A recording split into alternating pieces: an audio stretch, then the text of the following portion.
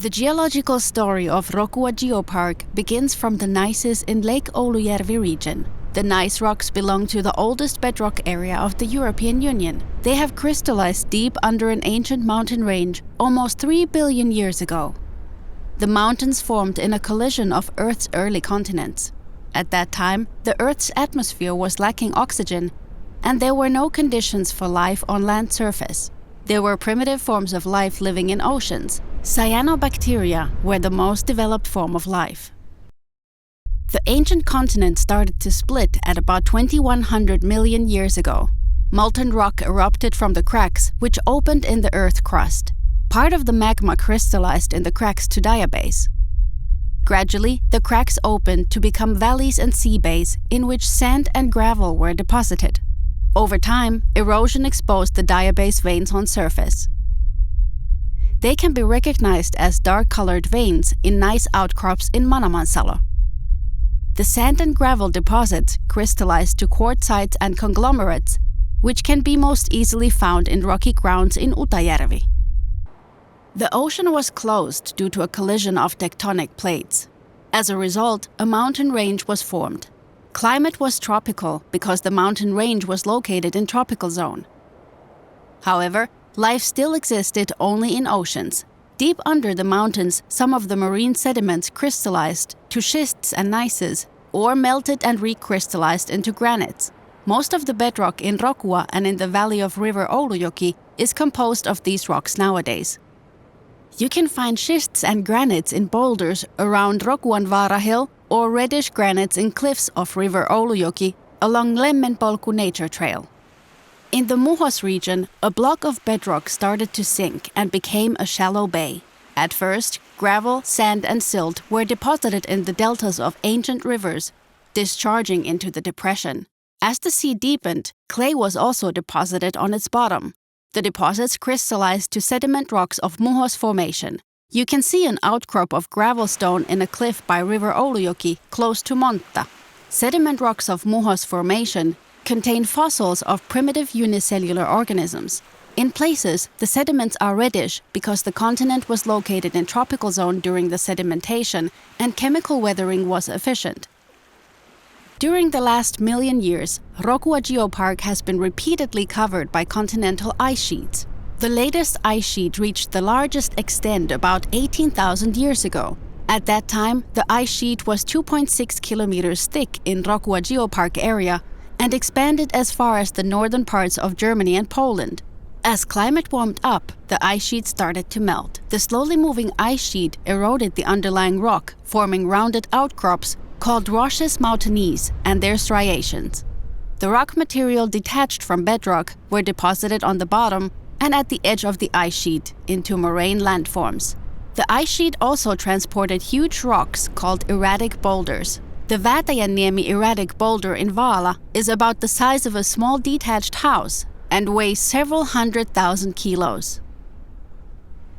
Rokua esker traverses the entire Rokua Geopark area. The esker consists of gravel and sand deposited by glacial meltwater. Gravel was deposited in ice tunnels where meltwater ran. At the edge of the ice sheet, meltwater burst out and deposited sand into a delta. On Rokuanvaara Hill, the esker and delta deposits are 100 meters thick in places. The fine-grained sand of the deposits originates to the sediment rocks of Muhos Formation. In front of the ice sheet existed Lake Ankylos, where fishes and seals of the Arctic freshwaters were living. There was no vegetation on the edge of the ice sheet because at Rokua, the sands were deposited below the surface of Lake Ankylos. Human settlement had already spread to the tops of the river Oulujoki watershed in Suomussalmi, where the land areas had been released under the ice sheet.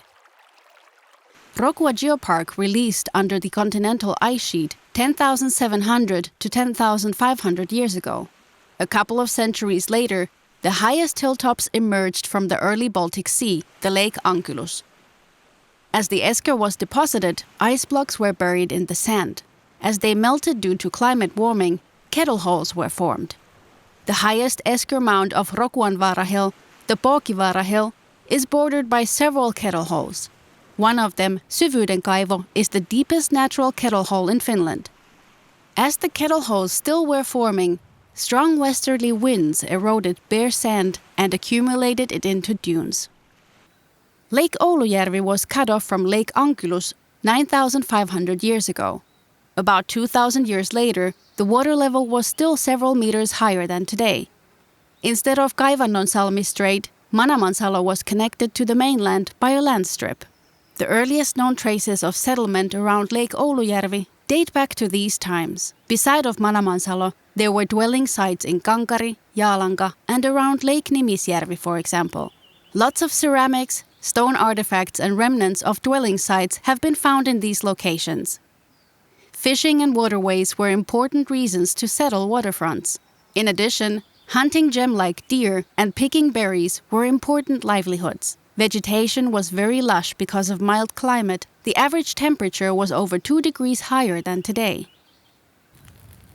The Stone Age inhabitants followed the moving river mouth. At about 5,600 years ago, the river mouth and shoreline were located in Leppiniemi in Muhos. In Leppiniemi, an abundant Stone Age settlement was developed on both sides of the river Oulujoki because the river mouth remained in Pyhäkoski Rapids for a long time.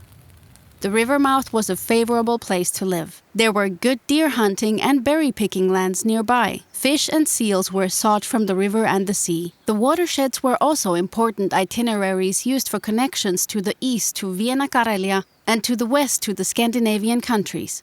Vegetation was still lush because of the mild climate, and noble hardwoods were common. However, climate was already turning colder. The river Oulujoki has been an important itinerary and trade route since the Stone Age. From the Stone Age to the Middle Ages, a dynamic hunting culture was practiced in the river Oulujoki Valley and Lake Oulujärvi areas. A permanent settlement became more common in the 16th century. The main livelihoods were agriculture, shooting the rapids, fishing, and tar production. The rapids of the river attracted tourists from abroad, and the heads of state also went to try rafting.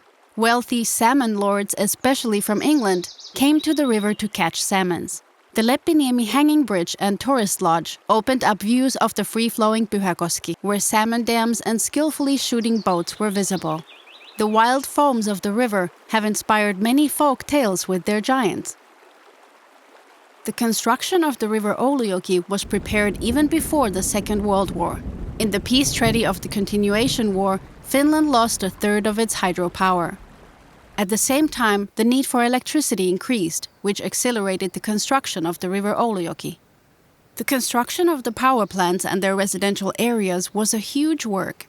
For example, in the construction site of Pyhäkoski, the biggest of the power plants, there were 1,700 employees at the same time. By the end of the 1950s, power plants were completed in Ylhämä, Nuojua, Utanen, Ala-Utos, Pälli, and Montta. The power plants and residential areas designed by architect Arne Ervi are now nationally valuable cultural history sites.